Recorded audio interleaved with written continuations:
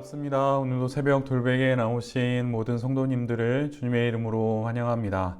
주의 은혜로 우리 모두가 또 5월의 마지막 주를 이렇게 시작할 수 있게 되었는데요. 오늘도 하나님이 주시는 빌립보서 말씀 또 함께 묵상하고 묵상한 말씀으로 또 이 하루도 또 이 한 주도 잘 살아가는 우리 모두가 되기를 간절히 바라봅니다. 오늘 우리에게 주시는 하나님의 말씀은 빌립보서 2장 5절 말씀과 17절로 18절까지의 말씀입니다. 여러분 안에 이 마음을 품으십시오. 그것은 곧 그리스도 예수의 마음이기도 합니다. 그리고 여러분의 믿음의 제사와 예배에 나의 피를 붓는 일이 있을지라도 나는 기뻐하고 여러분 모두와 함께 기뻐하겠습니다.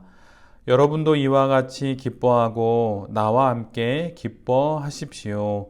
아멘. 오늘은 빌립보서 2장의 말씀을 갖고 거룩하고 기쁘고 행복한 삶을 살게 하소서, 거룩하고 기쁘고 행복한 삶을 살게 하소서라는 제목으로 함께 하나님 말씀을 나누도록 하겠습니다. 오늘 우리가 함께 보고 있는 빌립보서 2장에서 사도 바울은 감옥 밖에 있는 자유로운 빌립보의 성도들에게 이렇게 말합니다. 여러분 안에 이 마음을 품으십시오. 그것은 곧 그리스도 예수의 마음이기도 합니다. 이 부분을 번역한 유진 피터슨의 메시지를 읽어드리면 다음과 같습니다. 그리스도 예수께서 자기 자신을 생각했던 방식으로 자기 자신을 생각하라. 예수 그리스도께서 당신에 대해 가지셨던 그 자기 인식의 방식과 방법으로 자기 자신을 생각하라는 것입니다. 우리가 함께 보고 또 읽고 있는 새번역 성경이나 개역개정 성경에서는 이 구절을 마음으로 번역하다 보니 마치 내적으로 어떤 결심을 하는 것으로 이 본문을 보통은 이해를 합니다. 말하자면 무엇을 하기로 마음 먹으라 라고 하는 식으로 오늘 본문을 이해해서 예수 그리스도의 마음을 내가 먹어야지 이렇게 이해한다는 것이죠. 그러나 메시지에서는 더 적극적으로 자기 자신을 인식하는 방식을 바꾸라고 요구합니다. 예수님께서 당신을 바라보았던 그 기준과 방식으로 우리 자신을 들여다보라는 그런 말씀입니다. 지금 내가 사는 내 삶의 방식들이 또한 그 삶 속에서의 수많은 선택들이 예수님과 같은 방식이고 예수님과 같은 선택인지를 확인하고 조사하라는 것입니다. 우리가 갖고 있는 신앙은 언뜻 그냥 가볍게 또 생각하다 보면은 보이지 않는 마음의 결단과 결심으로 그렇게 생각하게 됩니다. 그러나 비록 우리의 신앙이 보이지 않는 마음의 결심과 결단으로 시작은 하지만 결국 그 모든 것들은 눈에 보이게 드러나게 되어 있습니다. 오늘 본문이 이를 잘 증거합니다. 앞부분에서 예수님의 마음을 말하지만 그 뒤에는 예수님께서 그 마음으로 하신 일들을 기록합니다. 자기 자신을 낮추시고 죽기까지 하나님의 말씀에 순종하셔서 결국 십자가에 달려 돌아가시기까지 하신 그 삶을 기록합니다. 낮은 이 땅을 향한 예수님의 마음은 결국 그 마음을 품고 살아가는 삶으로 이어지게 되었고 결국은 세상에 그렇게 드러나게 된 것이지요. 우리가 품어야 하는 마음이 바로 이것입니다. 또한 이 마음으로부터 비롯된 이 삶이 우리가 살아가야 하는 삶인 것입니다. 예수님의 마음을 품으라 라는 이 말씀이 보이지 않는 결단과 결심을 넘어 세상에 보여지는 삶과 실천이 되어야 하는 것입니다. 그럴 때 비로소 우리가 예수 그리스도의 마음을 품은 것이 진실인 것이 세상에 드러나게 되는 것이지요. 예수 그리스도의 마음을 품으십시오. 그리고 그 마음을 품고 그 마음에 따라 몸의 실천을 통해 세상 모든 사람들이 우리 안에 있는 예수 그리스도의 마음을 볼 수 있도록 그렇게 이 하루도 살아가는 우리 모두가 될 수 있기를 간절히 바랍니다. 지금 우리가 함께 묵상하고 있는 말씀의 무대인 빌립보는 로마의 식민지였습니다. 그러나 그럼에도 불구하고 중근동의 작은 로마라고 불릴 정도로 식민지 그 이상의 의미를 갖는 도시였습니다. 중근동의 작은 로마라고 하는 이 별명처럼 빌립보는 참으로 그 모든 도시가 로마적이었습니다. 지금 시대로 말하자면 마치 미국에 있는 코리아타운 또는 차이나타운처럼 중근동 지역 안에 세워진 그런 로마가 바로 빌립보입니다. 단순히 분위기만 로마스러운 것이 아니라 실제로 빌립보의 공공 생활의 많은 면이 로마를 그대로 모방했습니다. 미국의 코리안타운에 가면 영어가 필요 없이 한국말을 하는 곳으로 생활이 가능하듯이 빌립보가 그런 곳입니다. 더욱더 그럴 것이 로마의 정책에 따라 로마의 퇴역 군인들과 로마의 많은 이주민들이 빌립보에 유입되면서 로마 본국과 다를 바 없는 그런 도시가 되어 버렸습니다. 심지어 이곳에서 태어나는 이들은 자동적으로 로마의 시민권자가 되었고 로마 시민으로서의 권리와 혜택을 고스란히 누릴 수 있었습니다. 지금도 이민자가 되어서 외국 땅에 살게 되면 그 땅의 영주권과 시민권을 얻기 위해 수년 아니면 수십 년이 걸리는 것을 보게 됩니다. 그토록 어려운 것이죠.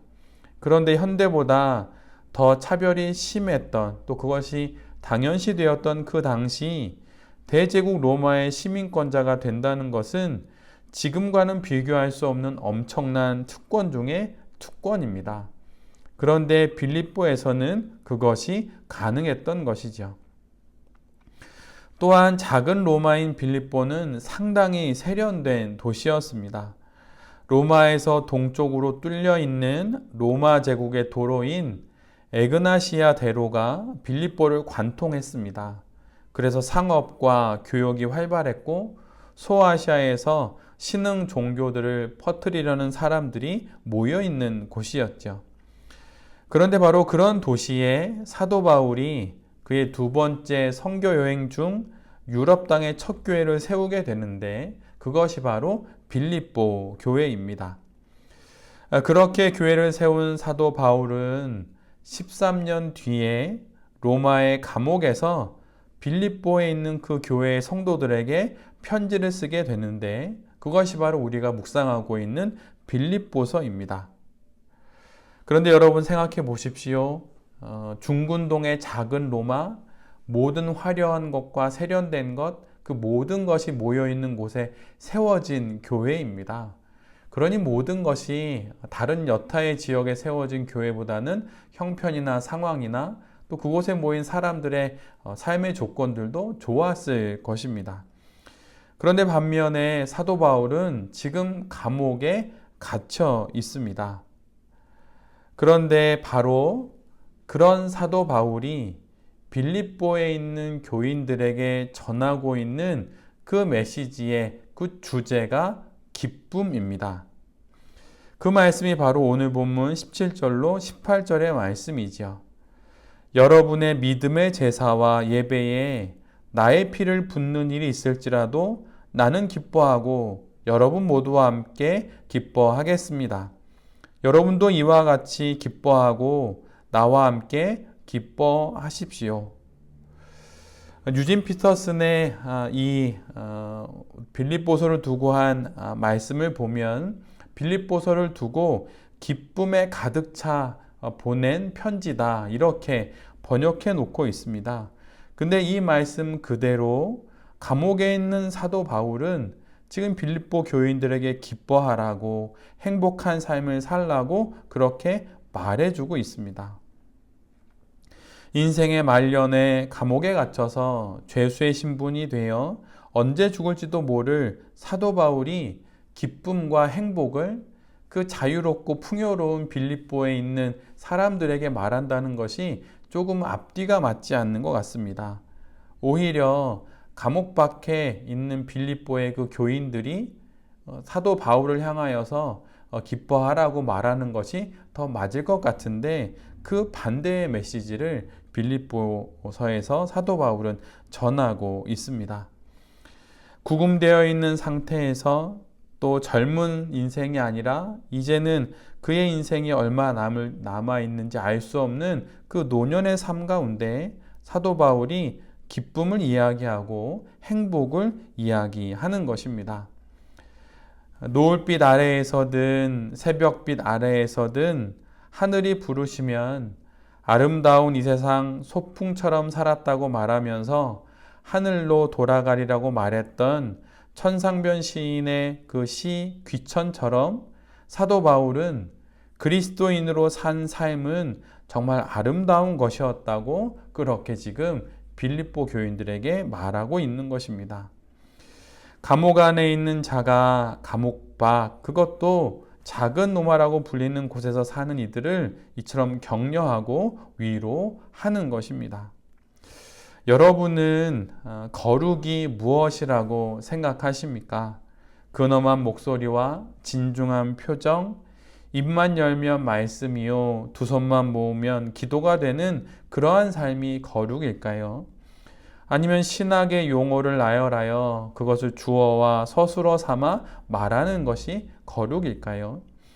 그런데 오늘 본문은 우리에게 거룩이란 예수 그리스도만으로 기쁘고 행복한 삶이라고 증거해주고 있습니다.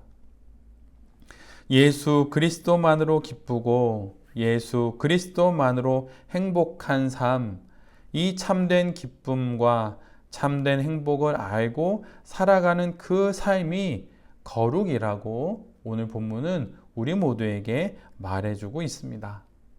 감옥 안에 갇혀있는 그 사도 바울이 감옥 밖에 있는 그 빌립보의 교인들에게 전하고 싶었던 그 복음의 메시지가 바로 이것이었던 것입니다.